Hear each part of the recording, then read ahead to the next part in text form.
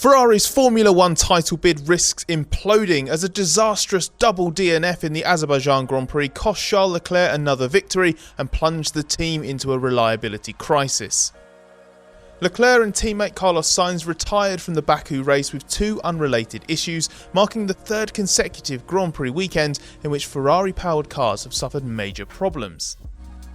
Ferrari's woe handed Red Bull another 1-2 finish, giving both the team and its driver Max Verstappen significant championship leads. Worst of all for Leclerc and Ferrari is there seems to be no immediate reason or fix for this sudden run of failures.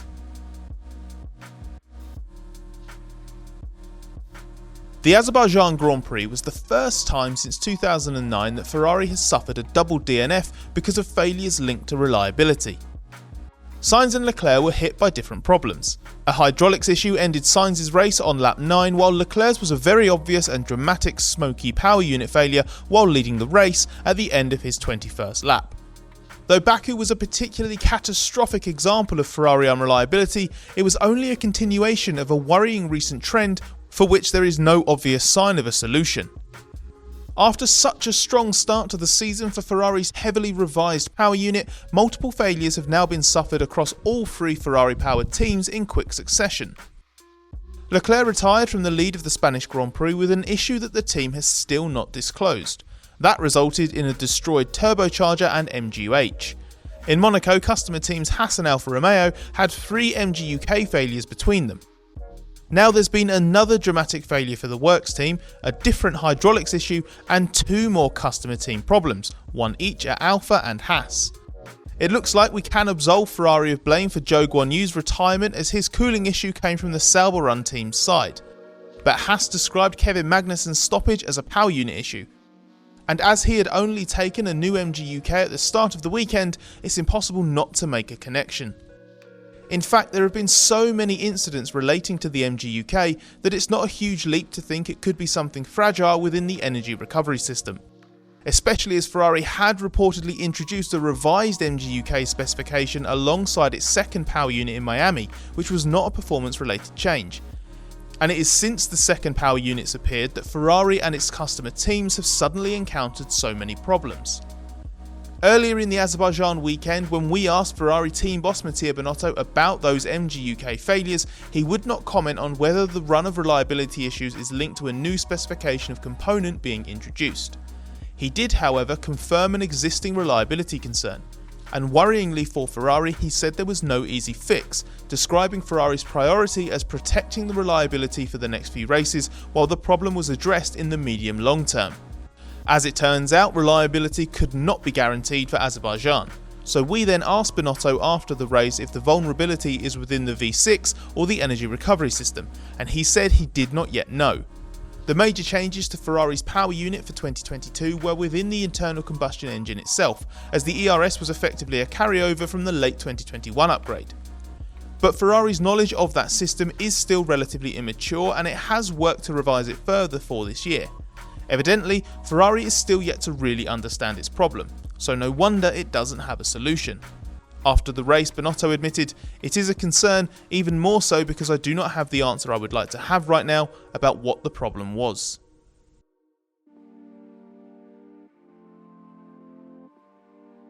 Leclerc was already effectively guaranteed a grid penalty later this season after needing a new MGUH and turbo following his Spain failure.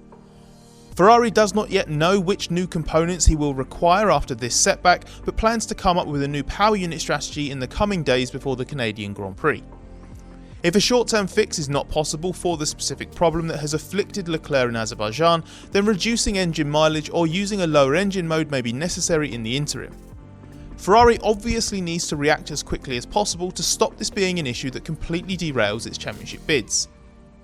Though engine specifications are homologated now until the end of 2025, there is room to implement fixes, especially if the problem turns out to be on the electrical system side. While the V6 had to be homologated for 4 seasons ahead of the start of the 2022 championship, the ERS components, including the MGUK, can be upgraded during the year and have a freeze date of September. Further specification changes are allowed for reliability reasons, though of course Ferrari has said this is not something that's likely to be immediately remedied. And as Ferrari had no Sunday night explanation for the Leclerc failure, it needs answers quickly to give its drivers some confidence. More than that, it needs to guarantee a proper response. Leclerc said he had no words to describe his feelings after losing yet another victory, and he seemed baffled that Ferrari is now struggling for reliability after such a smooth start to the season. Leclerc has now failed to win from 4 consecutive pole positions. In that run, he's also suffered 3 major setbacks in a row: the retirement in Spain, the strategy blunders that meant he finished 4th in Monaco despite starting on pole, and now another retirement in Azerbaijan. This one clearly hit Leclerc differently though. We've been there since the start of Leclerc's F1 career and can't recall seeing him the way he was when he spoke to us after the race.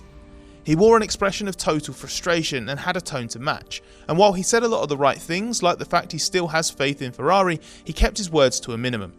It was a notable contrast to the way he handled the failure in Spain, which also cost him a win. Leclerc had a relatively breezy demeanour there as he wanted to try to pick up his team, and he handled the situation with good diplomacy. Here in Azerbaijan, he was grim-faced and had gritted teeth as he reacted to such a big setback. When we asked him if Ferrari's problems were getting harder to cope with, he suggested that was indeed the case. The Monaco disappointment has intervened between these retirements of course, and there was an obvious increased frustration in that Grand Prix, but it clearly took another step in Baku. Ferrari is failing Leclerc at the moment, and this is the first time his body language has given away how he feels about that.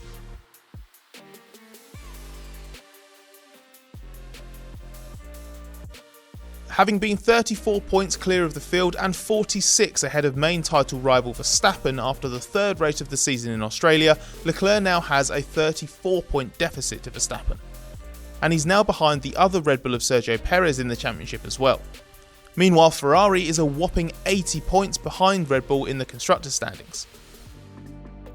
Perhaps most frustratingly for Leclerc is that Ferrari's upgraded car, which had new parts in Spain, has been the fastest in qualifying in the last 3 races and quick enough to either win those races or at least challenge for victory. And he has nothing to show for that except more pole positions. Reliability failures and strategic blunders in this run have therefore wasted an obvious qualifying advantage over Red Bull and denied Leclerc the chance to grab much needed momentum in the title fight. Ferrari has fallen short of the standard required to win a World Championship for a long time, way beyond failing to win races in 2020 and 2021. After all, it's seeking to end a title drought stretching back to 2008. An impressive start to the season suggested that the house Binotto is building was on far greater foundations than in recent times, but there is a legitimate concern that the same old weaknesses are re-emerging. Ferrari's title bids in 2017 and 2018 fell apart due to driver and team mistakes, poor reliability and insufficient car development. Between the Spain and Azerbaijan engine failures, strategic implosion in Monaco and Leclerc's spin at Imola, there are some easy similarities to spot now. Binotto has admitted there is still a massive step required from Ferrari to get to the level it needs to be at as a team. In Baku, it wasn't just a reliability failure. Leclerc didn't get a great start and Ferrari did have a problem at his pit stop.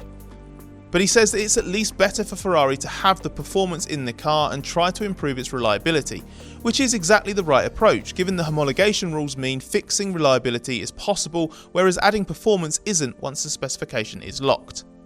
There is also now an immediate chance for Ferrari to recover, with the Canadian Grand Prix taking place just 1 week after Azerbaijan. Ferrari is denying that race is a must win.